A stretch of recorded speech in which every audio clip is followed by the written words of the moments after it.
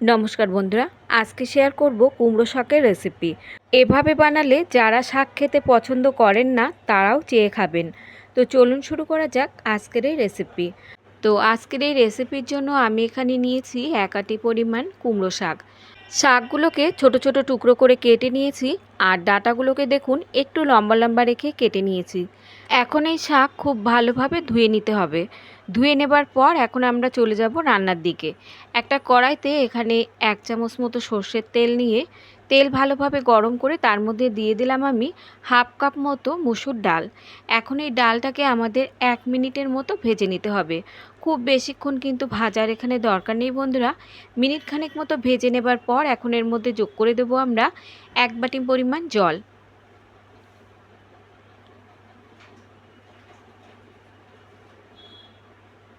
এবারের মধ্যে যোগ করে দিচ্ছি আমি 4টে চেরা কাঁচা লঙ্কা। ঝালের পরিমাণটা আপনারা যে যেমন খাবেন তেমন এখানে যোগ করে নেবেন। আর সঙ্গে যোগ করে দিচ্ছি আগে থেকে কেটে রাখা কুমড়ো শাক। ডাল আর শাক একসঙ্গে আমাদের সেদ্ধ করে নিতে হবে। ঢাকা দিয়ে লো টু মিডিয়াম হিটে রেখে 4 থেকে 5 মিনিটের মতো ডাল আর শাকটাকে আমাদের সেদ্ধ করে নিতে হবে। শাকটাকে একটু উল্টে পাল্টে ডালের সঙ্গে মিশিয়ে নিতে হবে। মিশিয়ে নিয়ে ঢাকা দিয়ে আমরা 5 মিনিটের মধ্যে সেদ্ধ করে নেব। তো ঢাকা দিয়ে রেখে দিচ্ছি 5 মিনিটের মতো। 5 মিনিট পর ঢাকনাটা তুলে নিচ্ছি। দেখুন কুমড়ো শাকের পরিমাণ কিন্তু এখানে কমে অর্ধেক হয়ে গেছে, আর ডালও কিন্তু এখানে অর্ধেক সেদ্ধ হয়ে গেছে। এখন এর মধ্যে আমি যোগ করে দিলাম আরও 1 বাটি পরিমাণ জল। এবার এর মধ্যে যোগ করে দিচ্ছি আমি পরিমাণ মতো লবণ আর পরিমাণ মতো হলুদ। লবণ আর হলুদ খুব ভালোভাবে মিশিয়ে নেবার পর এখন ঢাকা দিয়ে আরও 5 মিনিটের মতো শাক আর ডাল আমাদের সেদ্ধ করে নিতে হবে। এতে শাকটা আরও বেশ নরম হয়ে যাবে আর ডালও কিন্তু অনেকটা সেদ্ধ হয়ে যাবে। তো ঢাকা দিয়ে রেখে দিচ্ছি আরও কিছুক্ষণের মতো।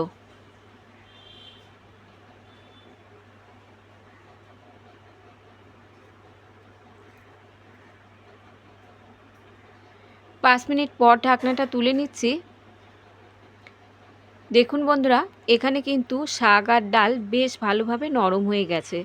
কুমড়ো শাক যদি এভাবে কখনো ডাল দিয়ে না খেয়ে থাকেন তাহলে আপনারা একবার বানিয়ে দেখতে পারেন। এখানে আমি মুসুর ডাল দিয়ে করছি, তবে আপনারা চাইলে কিন্তু মুগ ডাল দিয়েও করতে পারেন।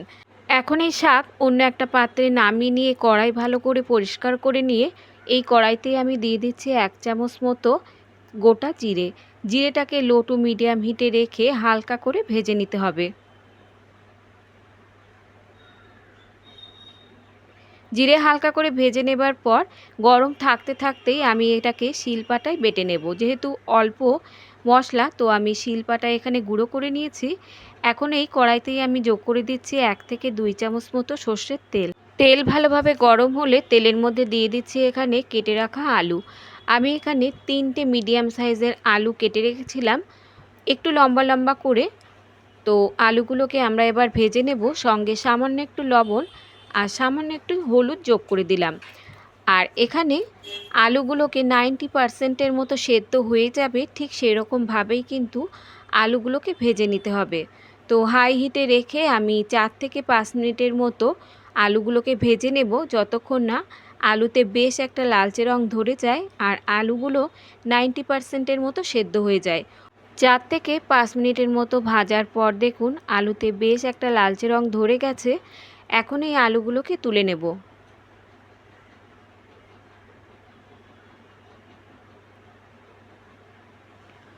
আলু তুলে নেবার পর এই তেলের মধ্যেই আমি ফোড়নে দিয়ে দিচ্ছি হাফ চামচ মতো 5 ফোড়ন আর দিয়ে দিচ্ছি একটা শুকনো লঙ্কা। ফোড়নটাকে কয়েক সেকেন্ডের মতো ভেজে নেবার পর এখন এর মধ্যে যোগ করে দেব থেতো করা কয়েক টুকরো রসুন। আর দিয়ে দিচ্ছি একটা বড় সাইজের কোচানো পেঁয়াজ। আপনারা চাইলে কিন্তু সম্পূর্ণ নিরামিষভাবেও তৈরি করতে পারেন এই রেসিপিটি। সেক্ষেত্রে পেঁয়াজ আর রসুনটা বাদ দিয়ে একই রকমভাবেই করে নিতে হবে। এখন এই পেঁয়াজ আর রসুন আমরা কিছুক্ষণ ভেজে নেব, যতক্ষণ না পেঁয়াজ আর রসুনটা একটু নরম হয়ে যায়। তো মিনিট 2-3 মতো ভেজে নেবার পর পেঁয়াজটা একটু নরম হয়ে যাবার পর এর মধ্যে যোগ করে দেব আমরা ভেজে রাখা আলু। আলুটাও এই পেঁয়াজের সঙ্গে দিয়ে আরও মিনিট খানেকের মতো আমরা ভেজে নেব। তাতে করে আলুটা আরও একটু সেদ্ধ হয়ে যাবে। আরও মিনিট খানিক মতো ভেজে নেবার পর এখন আগে থেকে সেদ্ধ করে রাখা কুমড়ো শাকের মধ্যে যোগ করে দেব।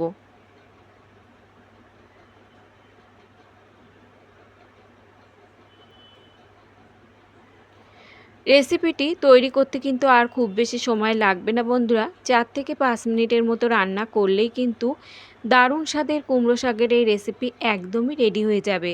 সমস্ত উপকরণ খুব ভালো করে মিশিয়ে নেবার পর একদমই লো হিটে রেখে মিনিট 5 মতো রান্না করে নিতে হবে। একেবারে কিন্তু শুকনো শুকনো হবে না, একটু ঝোলঝোল থাকবে, তবেই কিন্তু কুমড়ো শাকের এই রেসিপিটি খেতে দারুণ লাগবে। ঢাকা দিয়ে রেখে দিচ্ছি মিনিট 5 মতো। 5 মিনিট পর ঢাকনাটা তুলে নিচ্ছি। শেষের মধ্যে যোগ করে দেব সামান্য একটু চিনি, আর দেব যে মশলাটা আমরা বানিয়ে রেখেছিলাম জিরের গুঁড়ো। জিরের গুঁড়ো আর চিনি দিয়ে খুব ভালোভাবে মিশিয়ে নিলেই কিন্তু রেডি হয়ে যাবে দারুণ স্বাদের কুমড়ো শাকের এই রেসিপি। গরম গরম ভাতের সঙ্গে খেতে কিন্তু অসাধারণ লাগবে। এখন আমি শাকটাকে সার্ভ করে নেব। তো বন্ধুরা, আজকের এই রেসিপি যদি আপনাদের ভালো লাগে, একটা লাইক আর সাবস্ক্রাইব করে আমার পাশে থাকার অনুরোধ রইল। আজ তাহলে এই পর্যন্ত বন্ধুরা, দেখা হবে অন্য কোনো রেসিপির সঙ্গে। ততক্ষণ সুস্থ থাকবেন, ভালো থাকবেন, আর সম্পূর্ণ রেসিপিটি দেখার জন্য সকলকে ধন্যবাদ।